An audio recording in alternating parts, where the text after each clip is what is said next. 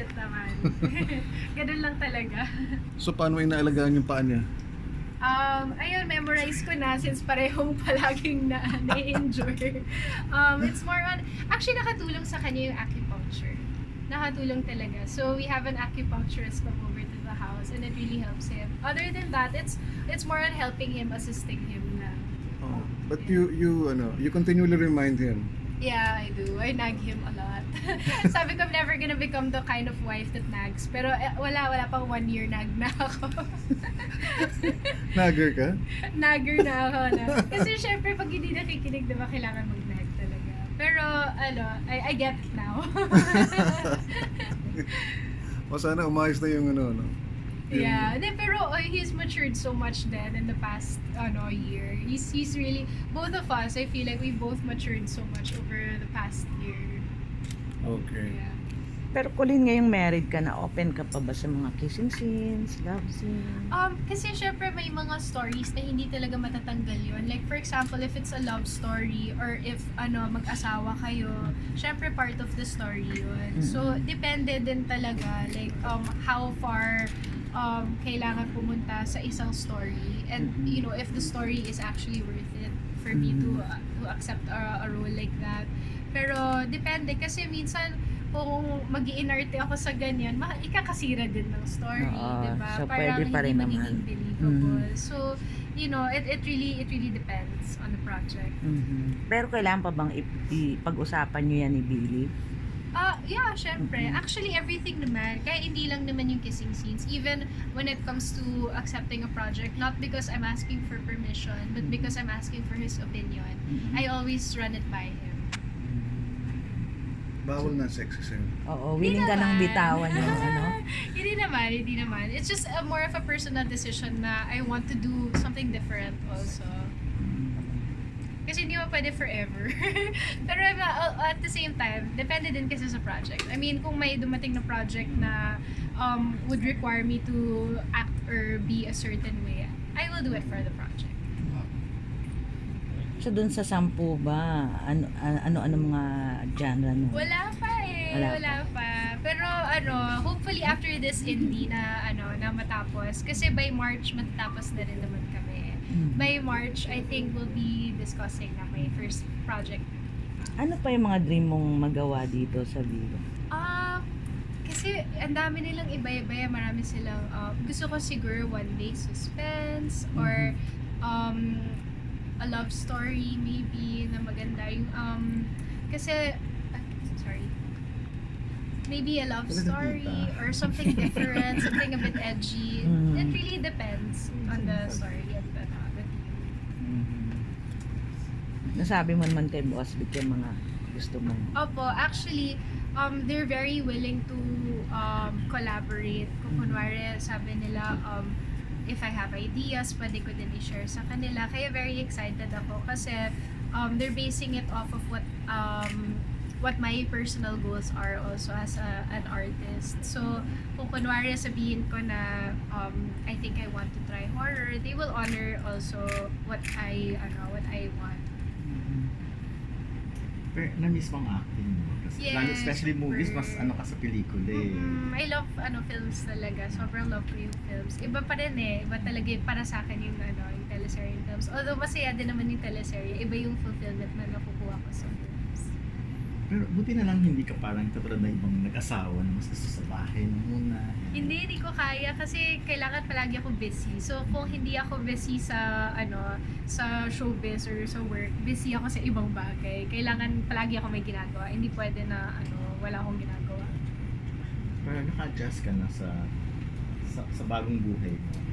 Yes, actually, tama naman na I took the time then to adjust and to realign also. Kasi parang I've neglected my personal life also for a long time. I feel na parang ang dami kong mga personal issues na hindi ina-address and ang dami kong parang feelings that I was just brushing off to the side. So tama naman na I took the time to resolve all of that before coming back to work. Marami ba? Hindi naman, more on like Like what? where I really took the time to reflect on where I am spiritually also, and we found a new church na talagang we've been involving ourselves in.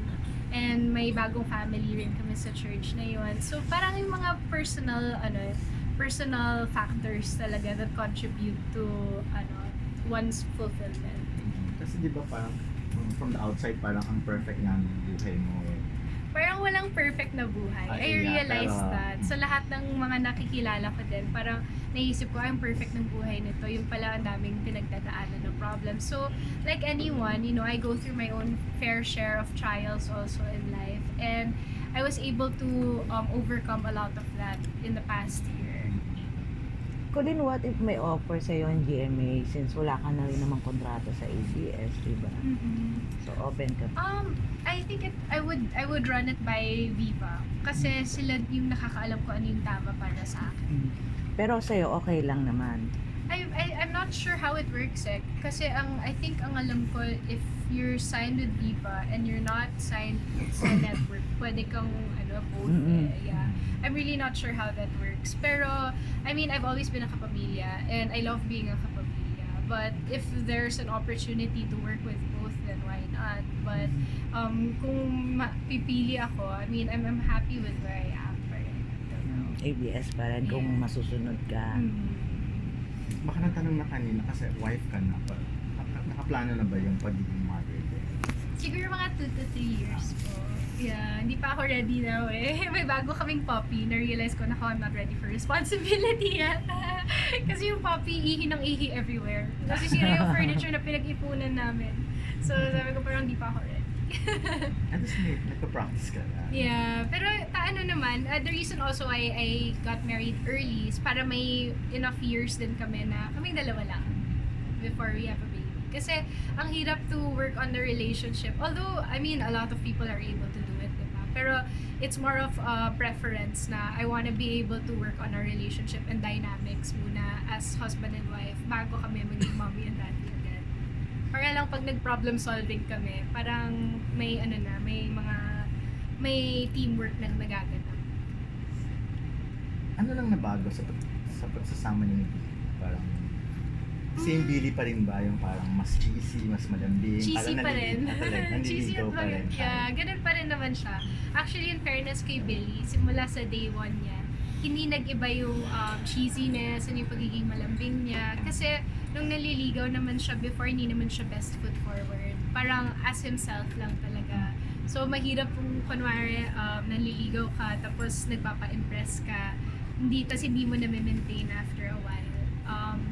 Experience ko yun. Pero si Billy, consistent siya ever since.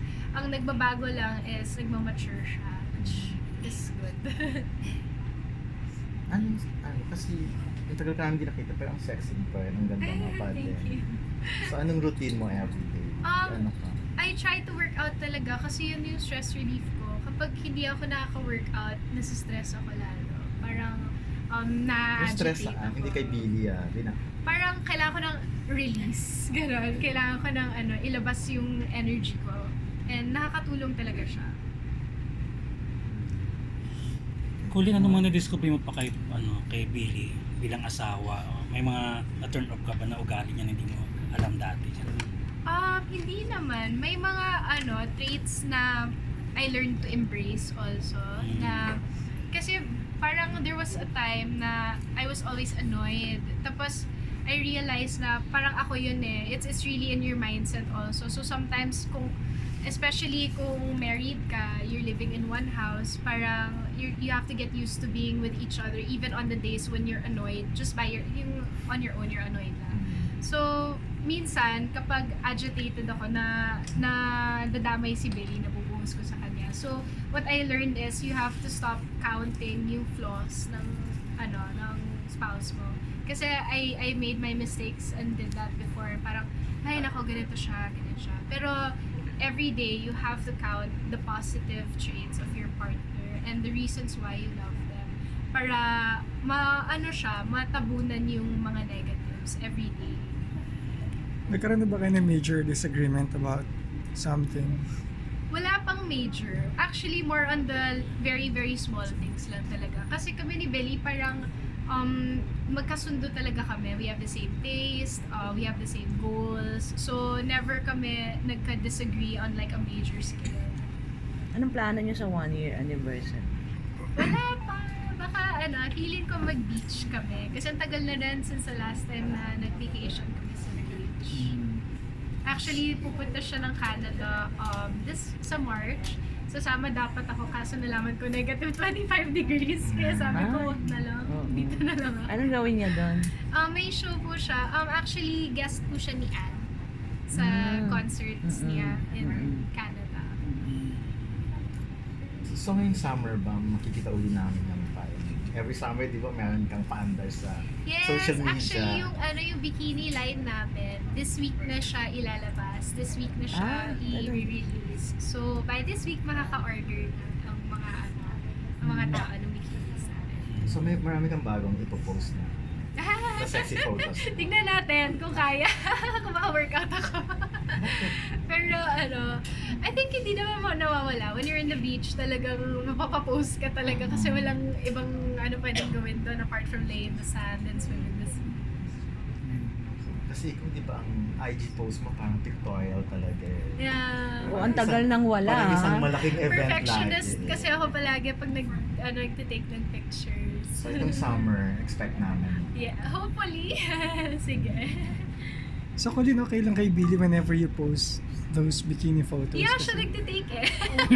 Okay. Siya nagtitake, siya nagtidirect. Proud na proud nga si Billy. Kaya okay naman, yeah. Kasi he understands na naman where I'm at as a woman. I mean, I embrace my flaws, my body, I embrace everything about me, just as I feel that everybody else should. And siya naman, as a man, he doesn't stop me from doing that. Kasi there are disrespectful minsan, di ba, na mga Yeah. comments. So, Yeah. Depende, nasa tao naman yun eh. Parang kahit naman anong suot ko, may disrespectful comments pa rin naman. So, hindi talaga mawawala yun. And I don't believe that we should adjust based on the feedback or the reactions or the comments of other people. I'm sure na mas marami nag-enjoy. Ako nag-enjoy. Yun yung importante. At si Billy nag-enjoy din. Pero si Billy, hindi siya yung gano'n, mag-pictorial na. Hindi pa. One day, abangan nyo. One day. Pag bumalik na siya sa gym. Ay, hindi mo ba siya na-influence sa gano'n? Hindi kasi siya talaga ma-gym. As in, tinatry ko everyday. May gym na nga kami sa bahay, ayaw pa rin niya. Pero, I mean, nasa sa kanya naman talaga. As long as he's healthy. And ngayon, actually, we only started dating, 200 plus pounds siya. Almost, yeah, over 250. Ngayon, he lost siguro almost 100 pounds na. So, mga 150 or Ano 100. ginagawa niya? Hindi, before kayo ikasal, Before mapayat kasi na siya. umiinom, nag-stop na siya from drinking alcohol. So he doesn't drink anymore. Tapos, healthy eating. Hindi na siya nag-workout. Hindi na lang. nag-workout. Hindi siya nag-workout. Taya nga eh. Hindi siya nag-workout. Effective sa kanya yung ano lang. Yeah. Kailangan talaga bantayin yung kinakain.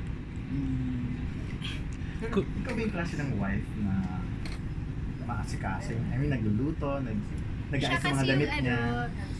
Ayaw niya na gawin ko lahat. So gusto niya siya yung mag-clean.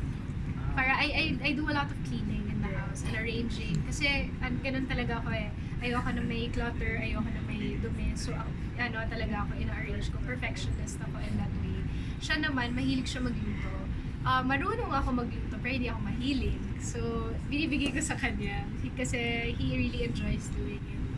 Parang kayo naglalaro minsan sa house. Kasi sa Instagram mo, parang laging masaya. Mas ang daming animals. Oo. Para ako si Snow White. Kahit saan ako maglakad sa house, may sumusunod na animals. Coleen, pagdating sa financial, kasi may mga artista na pera mo, pera niya, pera mo, parang ganun. Sa inyo dalawa ni Billy. Actually, parang same.